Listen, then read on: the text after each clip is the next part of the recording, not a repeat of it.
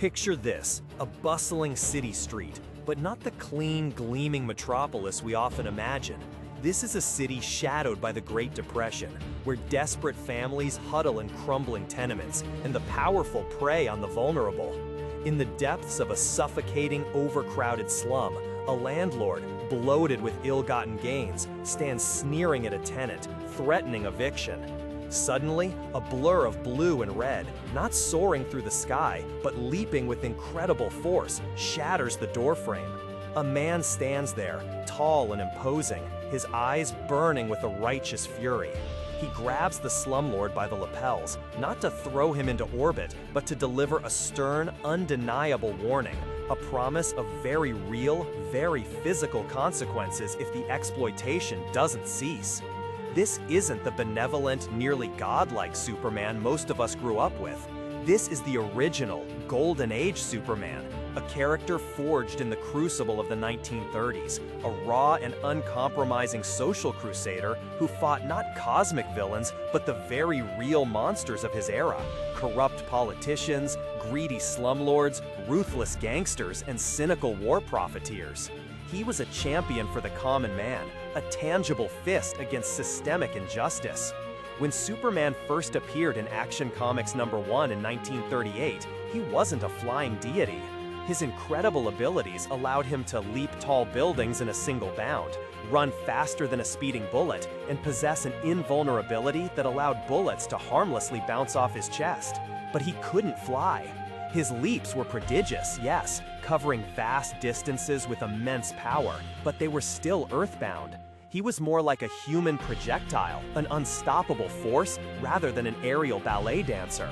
And crucially, there was no kryptonite, no green rock to weaken him, no inherent vulnerability. He was simply strong, unthinkably, defiantly strong. This lower power level, combined with his focused, aggressive approach, made him incredibly relatable to a populace grappling with hardship. He wasn't solving problems with abstract diplomacy or cosmic rays. He was breaking down doors, smashing weapons, and often directly intimidating the powerful into submission. He'd dismantle corrupt political machines from the inside, expose fraudulent schemes, and physically intervene to protect workers from exploitative bosses. His methods were direct, sometimes even rough, driven by a palpable sense of outrage at the injustices he witnessed. He was the ultimate expression of the common person's frustration, a cathartic release of anger against those who seemed untouchable. Then, as the world shifted, so too did Superman. The dark clouds of the Great Depression began to recede, giving way to the optimism and then the anxieties of the post-war era. The comic book medium itself was expanding, pushing the boundaries of imagination. The limitations of earthbound leaps began to feel, well, limiting. Readers and creators started to dream bigger. Slowly, almost imperceptibly at first, Superman gained the power of flight. It wasn't an immediate change, but by the mid-1940s, he was undeniably soaring through the skies, transforming from a powerful leaper into a true aerial marvel. With flight came a broadening of his scope. His enemies evolved from street-level thugs and crooked officials to more fantastical, often alien threats. His powers expanded further: heat vision, X-ray vision, super breath, turning him into a true cosmic entity. He became less about direct physical intervention in human affairs and more about being a global, even galactic protector. His persona softened too.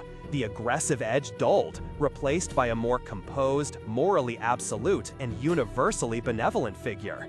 He became less a gritty social crusader and more a symbol of hope, truth, and justice on a grand scale.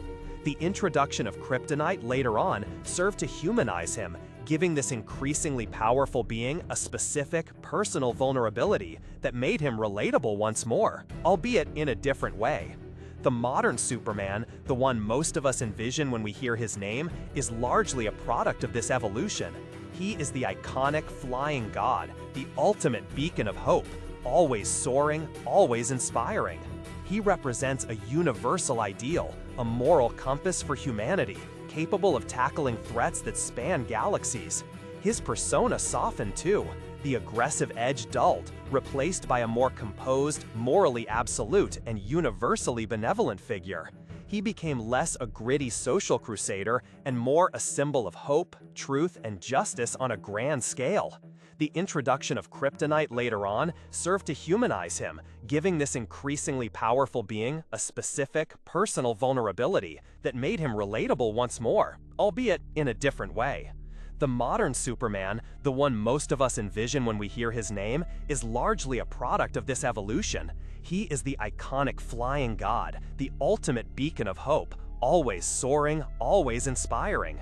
He represents a universal ideal, a moral compass for humanity, capable of tackling threats that span galaxies.